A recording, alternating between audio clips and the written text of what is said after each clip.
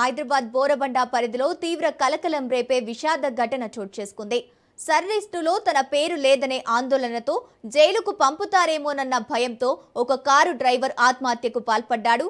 భరత్ నగర్ కు చెందిన షేక్ ముజిబుర్ రెహమాన్ అనే 51 ఏళ్ల వ్యక్తి కారు డ్రైవర్ గా జీవనం సాగిస్తున్నాడు.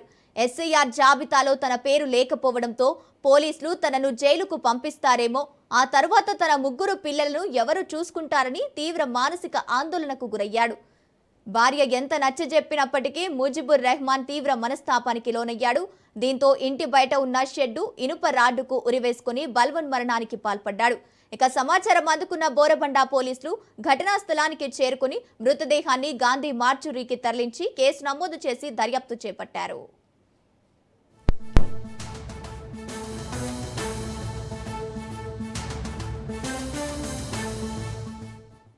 హైదరాబాద్ బోరబండ పరిధిలో తీవ్ర కలకలం రేపే విషాద ఘటన చోటు చేసుకుంది. ఎస్ఐఆర్ లిస్టులో తన పేరు లేదనే ఆందోళనతో జైలుకు పంపుతారేమోనన్న భయంతో ఓ కారు డ్రైవర్ ఆత్మహత్యకు పాల్పడ్డాడు.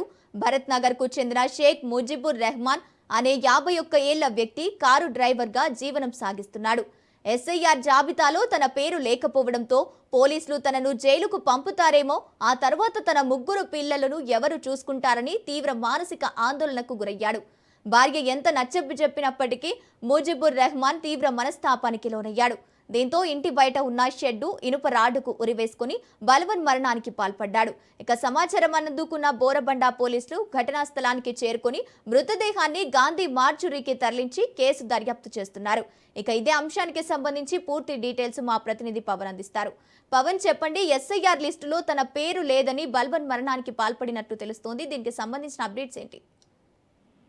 ఎస్ఐఆర్ లో తన పేరు లేదని చెప్పి కూడా బోరబండకు సంబంధించిన ఒక వ్యక్తి సూసైడ్ కూడా చేసుకున్నారు. ఎందుకంటే ఎస్ఐఆర్ జాబితాలో తన పేరు లేదని ఒక మనస్తాపానికి చెందిన ఒక డ్రైవరు 51 సంవత్సరాలు ముజిబుర్ రెహమాన్ అనే ఒక వ్యక్తి ఇంటి బయట రాడుకు సూసైడ్ కూడా చేసుకున్నాడు. అయితే ఇందులో ఎస్ఐఆర్ లో తన పేరు లేకపోవడంతో పోలీసులు తనను జైలుకు పంపుతారేమో అనే భయంతో మనస్తాపానికి కూడా గురయ్యారు. అంతేకాకుండా అతని భార్య ఇస్మాయిల్ బి ఎంత చెప్పినా కూడా అతను మనస్తాపానికి గురై ఒక ఇంట్లో అందరుండగా బయటకు వచ్చి రాడ్డుకు సూసైడ్ చేసుకున్న పరిస్థితి చూస్తున్నాము. మొత్తానికి ఇతనికి 2 బాబులు ఉన్నట్లుగా తెలుస్తుంది. అయితే ఆదివారం తెల్లవారుజామున ఇంటి బయట ఉన్న ఒక సూసైడ్ చేసుకున్నట్లుగా దీనికి సంబంధించి పోలీసులు కూడా కేసు నమోదు చేశారు. అంతేకాకుండా పోస్ట్ మార్టం నిమిత్తము డెడ్ బాడీని ఇటు ఉస్మానియా మార్చురీకి తరలించారు. మొత్తానికి ఓవరాల్ గా చూస్తే ఎస్ఐఆర్ జాబితాలో తన పేరు లేకపోవడంతోనే మనస్తాపానికి గురై ఇలా సూసైడ్ చేసుకున్నట్లుగా దీనికి సంబంధించి కుటుంబ సభ్యులు కూడా స్టేట్మెంట్ ఇచ్చారు. ఆ స్టేట్మెంట్ ఆధారంగా దీనికి సంబంధించి దర్యాప్తు జరుపుతున్నామని పోలీసులు అంటున్నారు. Okay, thank you Pawan.